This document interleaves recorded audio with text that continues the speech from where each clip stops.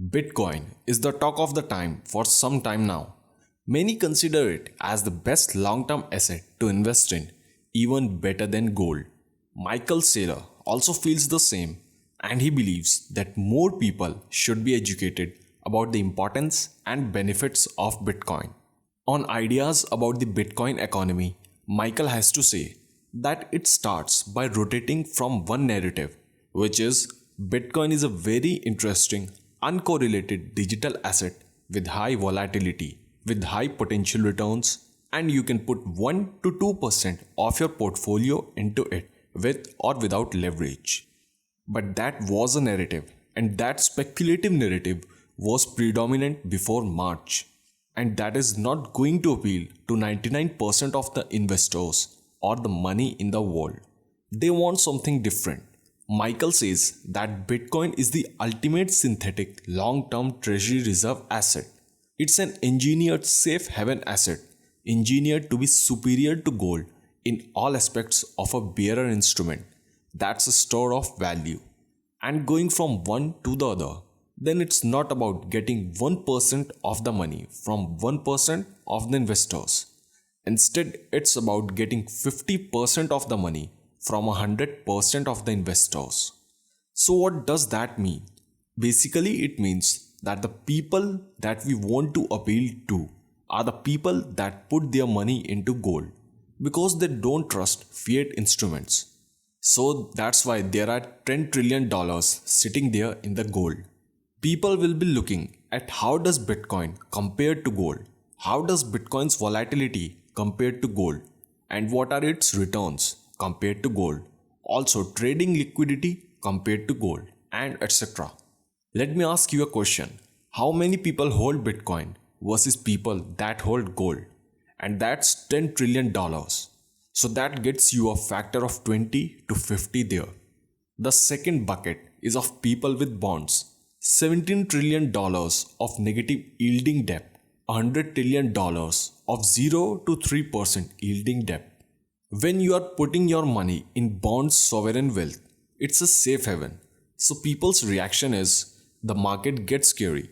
That's why they run to a safe haven. It's pretty important in the crypto industry and with regard to Bitcoin that you position Bitcoin as the ultimate long duration safe haven asset, so that people run to it instead of running to sovereign debt to gain another factor of 10, 20 or even 30. And then Michael tells us that the final pool is of big tech investors. You could argue a lot of people are using big tech like Tesla, Apple, Amazon as a store of value. Basically, they have lost complete faith in the currency. They know they can't invest in negative yielding bonds. Also, they are not quite sure about gold because gold is defective.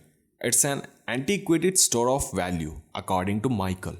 It was the best store of value for 5000 years until we invented the computers. It's like the Canon camera was the best way to take photos.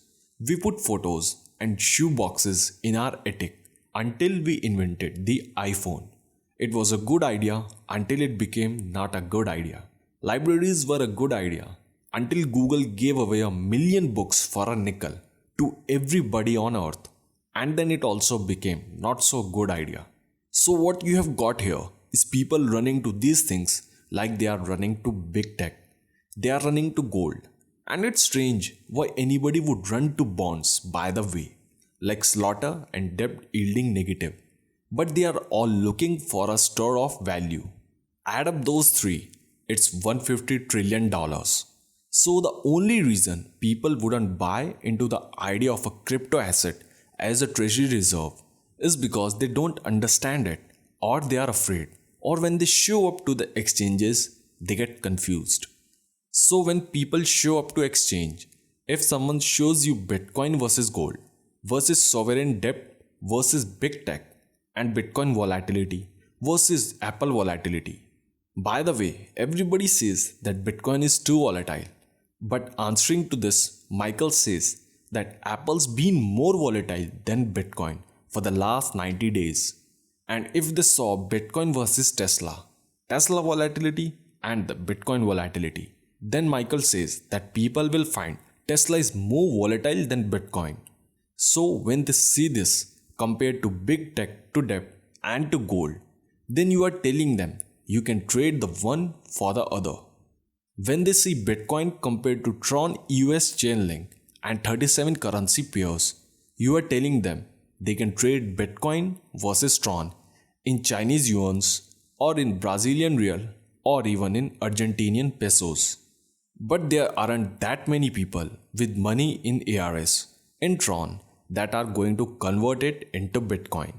So what you need to do is you need to frame the investment hypothesis for people, because anybody that sees gold dip or Tesla on the ticker is going to say, oh well, this is a way I can buy this or I can buy that. You are going to attract the money into the industry by looking outward to the other and to the alternative assets and comparing Bitcoin to that. And then once they get into Bitcoin, you can then trade from Bitcoin into other cryptos. If you are pursuing privacy, currency, stablecoin application or smart contract, all the other value propositions of the crypto industry will come through the gateway of Bitcoin only. But Bitcoin is 0.1% of the ocean of investable assets. 99.9% are in the asset ocean. We are talking about 0.1%. So we need to carve a channel between that ocean and that pond. And we need to tell people that it's safe to convert your gold to Bitcoin, the low yielding debt to Bitcoin, the big tech to Bitcoin, and this is a compelling idea. So that's how we grow the industry, as per Michael's words. Also, it wouldn't be surprising if we don't start to read about pension funds and sovereign wealth funds investing in Bitcoin next year and in the next 12 months. Michael says that it's God's gift. This is the perfect instrument for someone that needs a long duration. If you need to leave wealth to your grandchildren in 30 years, how are you going to do it? And if you needed to leave it to your great grandchildren in 100 years, then also how are you going to do it? And you cycle through. Look, real estate is going to get taxed away, and maybe the regime will fail, and you can't carry your real estate from one place to any other place. Companies are getting income taxed, employment tax, tariffs, etc. And they have got corporate risk. And the biggest thing is competition as well that companies face. You can't be sure that any company that is performing well right now will be even existing in the coming 100 years. Then we have got bonds. Every bond is, unless it's growing faster than the money supply, it's basically diluting. So we are going to lose most of our bonds. Then we have got gold, and gold miners are going to print it 2-3% a year, and then it's corruptible and we can counterfeit it. They are derivatives and they are not backed one for one. They are fractional derivatives. So we are on this mad dash. Now how do we find something that we can hold forever? Answering to this, Michael says that individuals that are trading, they are thinking that forever is only of 30 days or 3 days or 3 months or at most years. Who thinks past 3 years? Well, pension funds by charter, they have to think 30 years. They have to think 50 years, and also they have to think 100 years, a durable thing. So find the best long duration store of value in the world. And the answer according to Michael is every single monetary network, the fiat network, bond network, stock network, real estate network, they are not completely closed systems. You can create more of them, which means that they have a leak. They bleed energy 2% a year, 3% a year, or even 7% a year. Bitcoin is the one thing that's a completely closed system. You can't create more than 21 million coins. You might slightly decrease the amount, but they are never going to be more than the mark of 21 million. And the definition of a closed system is you can't put mass in. All you can do is put the energy in. Energy is monetary energy. It's basically money. So as the monetary energy flows into Bitcoin, it sits in the network like a monetary battery. This is a battery that will hold the charge for 100 years. That's the big idea. Michael said that the institutions are just now starting to wake up to this idea that if you put your energy into a real electric battery, it drains 2% a year. You are going to lose 24% of your electricity in a year. You put it into gold battery, you lose 3% a year. If you put it into Bitcoin, then you are not losing any energy. That makes it so superior for every pension fund. Everyone looking for a long duration. Once that message gets out, they are going to stampede to it.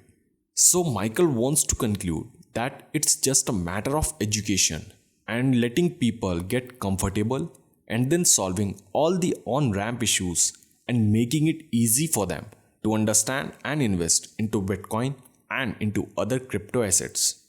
So guys, tell me in the comment section below, do you also think that Bitcoin is the best long-term asset to hold, or you have some different suggestions?